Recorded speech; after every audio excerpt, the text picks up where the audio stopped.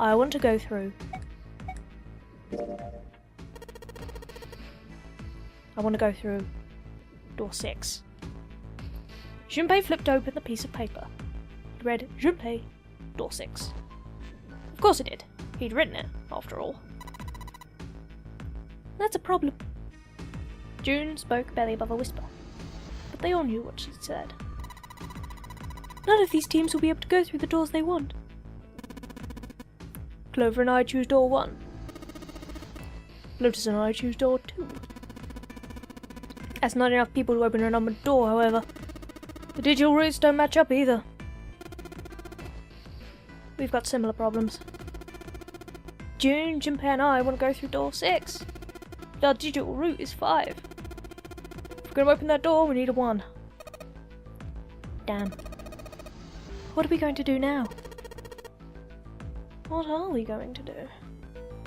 Junpei crossed his arms and did his best to put his thoughts in order. The others followed suit, but with little result. Eventually, Clover broke the silence. Why don't Seven and Lotus go through door 1? With me? Her face was cold and flat, as was her voice, but her logic was sound. Seven and Lotus looked at each other. Add them all together, you get 1. First problem resolved, Ace spoke up. What about me? Isn't that obvious? Wasn't one of the teams just complaining that they didn't have a 1? You mean I should join Santa's team? Clover nodded, her face still cold and emotionless. Her attitude and posture could not have been more different than the energetic girl of only a few hours before. No one seemed ready to contradict her. Her response was understandable, given the horrible situation in which she had found herself, but even so. Now I understand. I'll go through door 6. If we do as Clover had suggested, we can all pass through a numbered door. No one will be left behind. This seems to be the most reasonable solution. 3 plus 6 plus 5 plus 1 equals 15. 1 plus 5 equals 6. 7, Lotus, what do you guys think? I don't have a problem with it. Me either. Alright then, we're good to go. At last, Junpei and the other 6 had managed to separate themselves into 2 teams. Clover, Seven and Lotus headed to A deck, where door 1 was, near the main staircase. Junpei, June, Ace and Santa, however, took the elevator to E deck.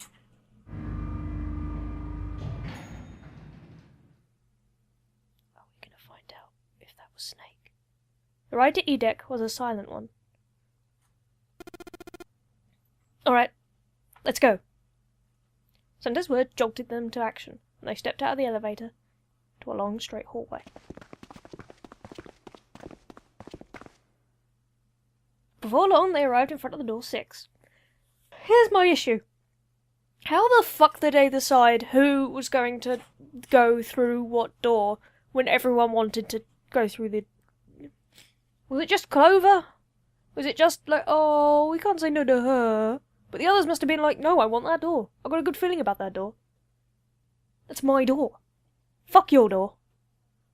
But apparently no, all it took was Clover to go, you go through there. And they're all like, oh, okay, sweetie. I might die. I might not get to 9, but fuck it. Anyway. Before long, they arrived in front of door 6. One by one, they put their palms over the red.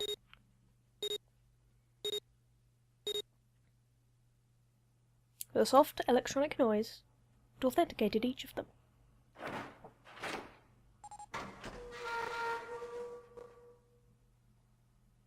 The door opened. All at once, the 4 of them leapt through it.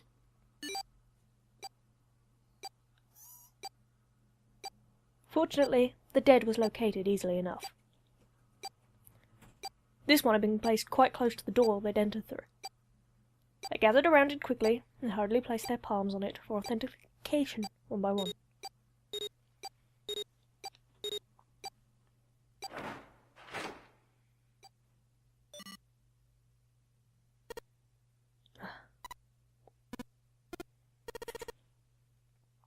stopped. Yes, it stopped. The countdown had ceased, but Junpei's heart was still pounding in his chest, like a frantic, thunderous drum. It felt as though it might shake itself up and out of his throat. He'd been through the doors 3 times before, but repetition had not dulled the experience. He was not anxious to find it dulled, however. He hoped to be free of this ridiculous game long before that happened. Alright, let's go. With that attempt at good humour, Junpei... Well, how is that good humour? Oh, I suppose good humour could be in a good mood. Oh, fair enough. Junpei took a deep breath and began to walk. He jogged down the stairs at the end of the hallway and found himself staring at a large door. It was a heavy thing, made of iron, and more than a little threatening. He took a hold of the bar that served as a doorknob and shoved it down. Hello? The room beyond stopped him in his tracks. Holy shit! It was gargantuan, and made entirely of metal. None of the accents of wood or tile he'd seen in the rest of the ship. This room was purely functional, but utterly tremendous. Whoa! What the hell is this? Santa got out a few words before Orr stole the rest of them. The rest were too stunned to utter anything more than gasps. It was easily the largest room they'd seen, and yet somehow closed and oppressive. The ceiling was at least 2 stories high, if not significantly more. It was easily several hundred feet across, and appeared to stretch the entire width of the ship. In the centre of that gargantuan room stood a massive rounded building. Even from a distance, the sheer bulk of it was oppressive. Junpei could feel the room, the building, even the air, pressing down on him. Junpei and the others were standing on scaffolding that crisscrossed the whole area.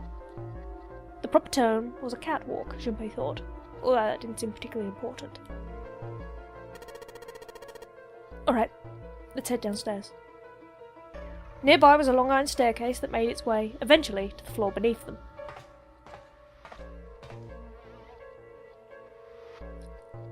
They moved around toward the opposite side of the massive building, following the catwalk. They hadn't said much as they walked, but as they approached the building, Ace suddenly spoke up. This looks like the steam engine room.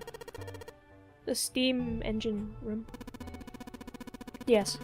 A thing that looks like a cross-section of a mushroom is a boiler. Do you see the 3 round doors near the bottom? Coal is put into those and burned, which heats the water, producing steam. The same thing that drives a steam engine. This one is simply somewhat larger. I see. Even if Ace was right, the boiler was boiling nothing as they approached it. The entire room was as silent as the grave. Suddenly, Junpei heard a noise behind him. He turned just in time to see June collapse to her knees. Hey, what's wrong? You all right? He dashed toward her and wrapped his arm around her shoulders to steady her. It was then that he noticed. You're really warm. Is your fever coming back? Yes. Yes, it probably is. But I'm fine. Please, don't worry about me. I just need to rest and I'll be fine. Her voice was weak and forced. It said a great deal more about her than words did. Junpei carried her to the nearest wall and propped her up against it. She let her head fall back against the wall, as if she no longer had strength to support it, and drew a ragged breath. Her eyes were empty, as if she was having trouble focusing them. Even speaking seemed difficult for her. Junpei felt his hand ball into a fist and clenched tight, his knuckles whitening. He had to find a way out, and quickly. He turned and looked at Ace and Santa in turn. They might not have shared the depth of his emotion, but they certainly shared his concern. He didn't need words to express the urgency of their situation. Alright, let's get started. Hang in there, June. I'm gonna get you out of here real soon. She managed a small nod before leaning back to rest her head on the wall.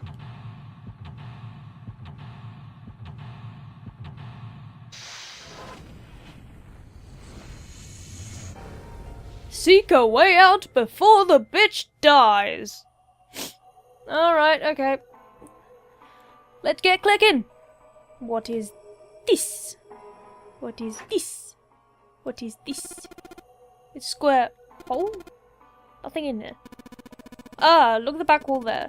I can see 3 small slots. Terminals for some sort of connector, perhaps. You mean you think we're supposed to plug something in here? Perhaps. How about the button? Look at that button.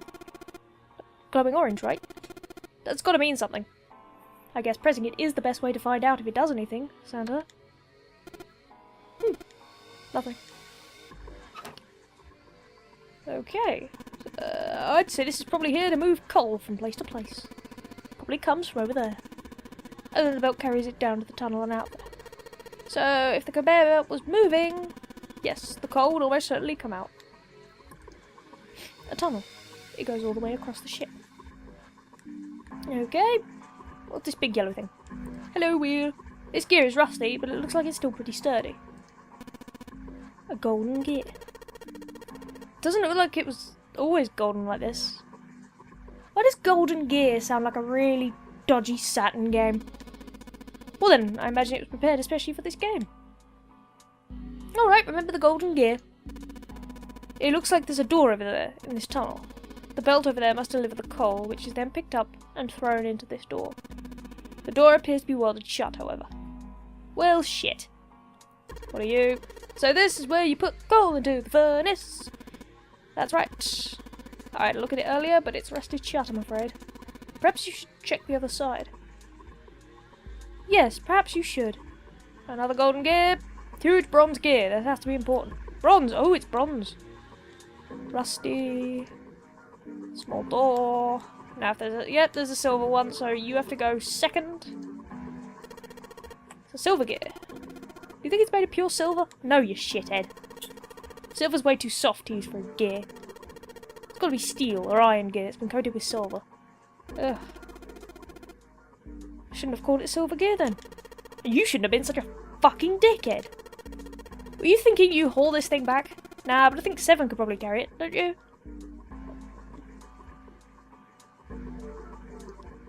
This is the huge oven for the boiler. There are 3 openings in it. Each of the opening areas has a gear in it. So my guess is we have to set up the... Well, no, we can't turn them on, but the colours have to be significant. Look, Ace! It's some kind of snowman secret meeting! Those are just bags full of sand, you dipshit. You use them as a counterweight when you're lifting something with a pulley system.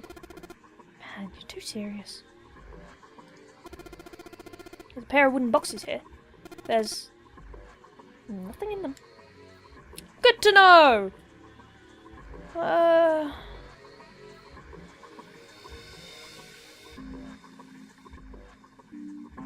yeah, the back ends. Hello, back ends. Oh, they're all open. I believe this opening for fueling the furnace. If we would put some coal in here and ignite it, then the steam engine might start working. Certainly possible. Okay. So we have to get coal. Man, this thing is huge. If a ship this big needs something this big to power it.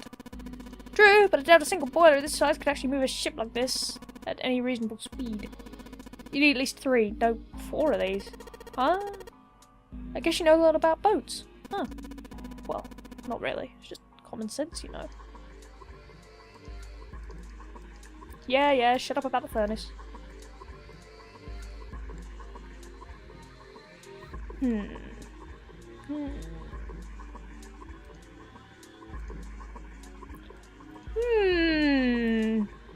This slider is down. I guess Ace feels like giving it a try.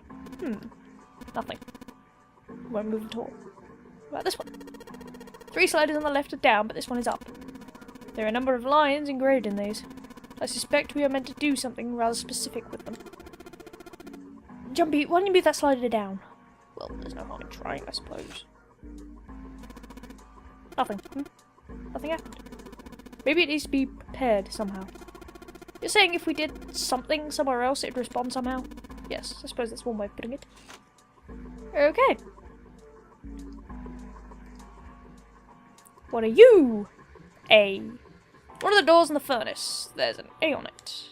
There's a circular wheel in the center of the door. Alright, let's give that sucker a twist.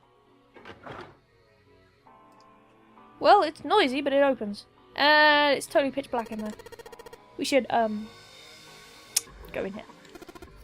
Alright. Let's go. You gotta be shitting me. This looks just like the door we went into. Where are we? We must be on the other side. Yes. Which would put us directly above the conveyor belt. At any rate, we should keep moving. There's a great deal we've yet to investigate. No,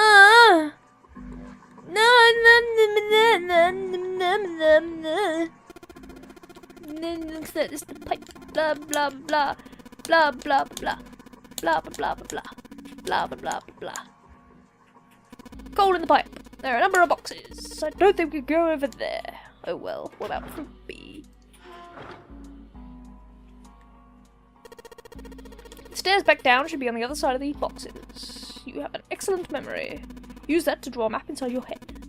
That way you won't get lost. Fuck that, I just use the map. Hello, pulley. Hello, let's give this wheel a spin. What? That's weird. I don't feel any resistance. Ah! Ah, shit. I got a wheel. Good job, genius. You broke it. Didn't break it. It broke all by itself. Hand-operated winch. The wheel it once had is now in my hand. Let's see if I can get it back on. There's a couple of posts on the back of it that like fit into holes on the winch. Damn, no good. These little shafts are too small for this big hole. It's like throwing a hot dog down a hallway, to be honest. If that's the case, then that wheel wasn't originally part of this winch. And that means it's a wheel to something else! A whole bunch of boxes blocking the way here. Okay. Let's go through you! One of the doors on the furnace. There's an A on it. Okay. Go through C!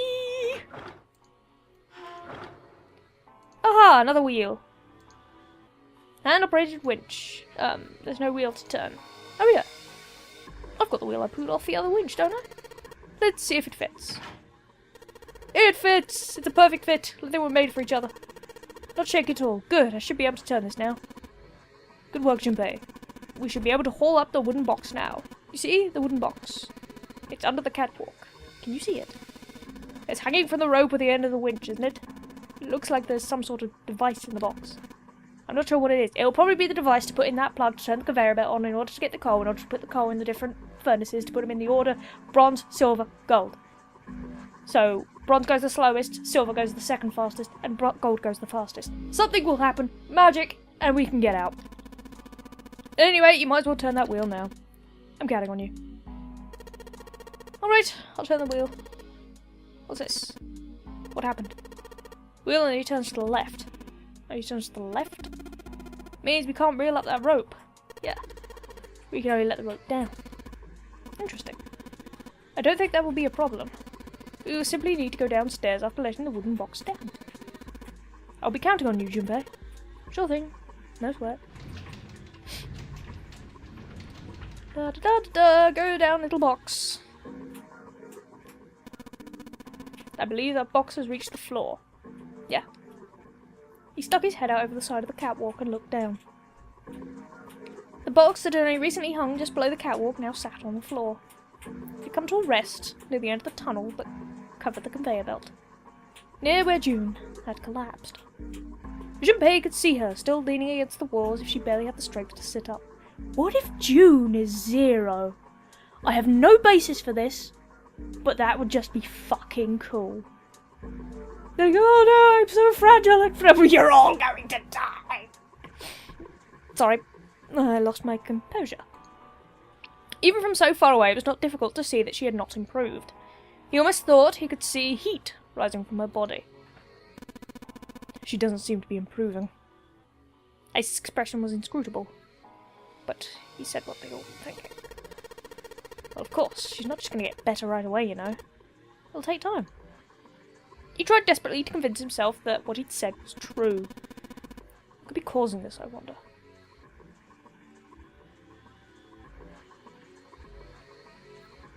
Babies. With women, it's always babies. Illness, perhaps? Nah, it's gotta be exhaustion. Santa's response was confident and certain. Well, if it was exhaustion, then why the fuck was she exhausted when she'd just woken up? Think about it, you dick! She gets dropped in some weird-ass ship, forced to play some messed-up game. If you think about it, that's a lot weirder than we're freaking out. If you think about it, it's a lot weirder that we aren't freaking out just like her, you know? So, you're saying we're abnormal? No, we're calm and collected. We are British. Yeah. We're just running around this room, solving all the puzzles like it's just business as usual. How the hell do you call that normal? We're just guinea pigs. Santa snorted in disgust. Guinea pig? You mean like a lab rat? You mean we're being used for some sort of experiment? Is that what you're saying? Dunno. But it does seem like a possibility, you know? With that, he turned and walked away from the winch. Bye, winch! Junpei and Ace followed him. You know, speaking of experiments, Santa suddenly stopped. There was an experiment some scientists did with rats. Huh? First, they took squarish-shaped sea tank. They took a squarish sea-shaped tank and filled it with enough water that the rats could drown. The tank had 2 exits, A and B. Exit A was pitch black, so dark even a rat can't see anything. Exit B, however, is electrified, which means the rat can't leave through it. So, what did the rat do if it was put in this situation? Which exit would the rat choose? There was a moment of silence after Santa posed the question, then Ace responded. B, of course. The rat has no way of knowing that exit B is electrified. Exactly. The rat goes to exit B. Of course, like I said, it's electrified, which means the rat can't get out that way. So, after a lot of trial and error, the rat finally finds exit A. I can't say that's very interesting or relevant. It's simply the story of a laboratory experiment. You're right. It isn't very interesting. Well, These scientists repeated this experiment over and over, using hundreds of different rats over several generations. This produced some surprising results. Is it a bit like flatworm learning? I know that's been debunked, but I'm guessing that the rats of later generations, after the further experiments, went immediately to A instead of going to B. That's what I'm guessing. With each generation of rats, they took less time to find the correct exit. Eventually, a rat was put into the tank who instantly chose exit A without even attempting to go to exit B. Oh, this is my curse. But even that wasn't the most impressive thing. The same experiment was conducted in another laboratory, far away from the original one with the same results. No, on second thought, the results really weren't the same. The rats in this second experiment began the trial with a significantly faster time than the first rats in the trial in the initial experiment. Oh, they're talking about hive mind. Hive mind's fun. These rats were not related to the rats used in the first experiment. They had never even come into contact with them, and yet they all easily found their way to exit A, as though they already knew. What did it mean? Are you suggesting something like telepathy?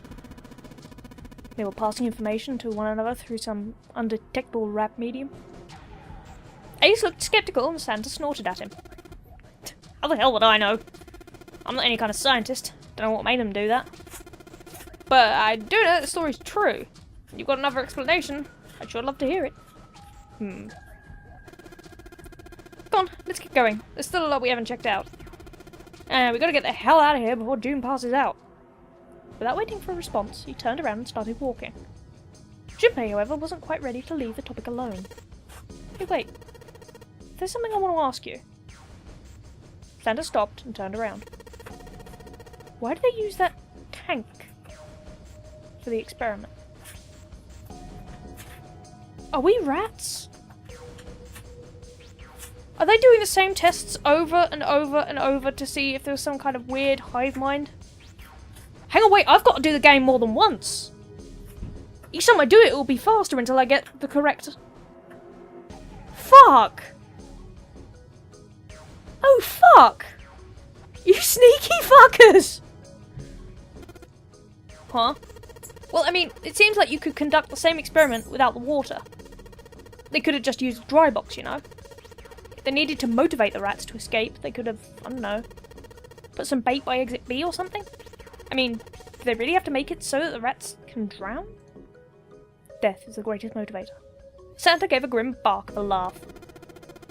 You know the word emergency comes from the same root as the word as emerge. You ever think about that? Huh? Well, an emergency is something urgent. Often something dangerous. And to emerge means to sort of come out of, or appear, or rise out of something else. So, what's going to emerge in an emergency? Inspiration. Inspiration? Yeah. Think about it. When the chips are down, either you crack, or your mind focuses and pulls up what you need. So in an emergency, your real potential emerges? Is that what you're saying? Yeah. That's why the rats had to drown. They had to be in danger. There had to be an emergency for inspiration to emerge. Junpei suddenly felt cold. The back of his head was aching, and his stomach felt strange. Well, I agree with you there, but I'm the experiment? Me as a person, not Junpei?